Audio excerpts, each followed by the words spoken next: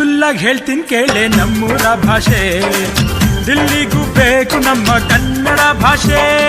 ರಾಗಿ ಮುದ್ದೆಯಲ್ಲಿದೆ ನಮ್ಮ ತಾಕತ್ತು, ಬಸ್ಸಾರು ಉಪ್ಪೆಸರಲ್ಲೇ ಅದರ ಕಸರತ್ತು. ಮಸ್ತಿಗೆ ಮಸ್ತು ನಮ್ಮ ಭಾಷೆಯ ಗತ್ತು. ಸಿಂಪಲ್ ಆಗಿ ಹೇಳ್ತೀನಿ ಕೇಳೆ ನಮ್ಮೂರ ಭಾಷೆ, ದಿಲ್ಲಿಗೂ ಬೇಕು ನಮ್ಮ ಕನ್ನಡ ಭಾಷೆ.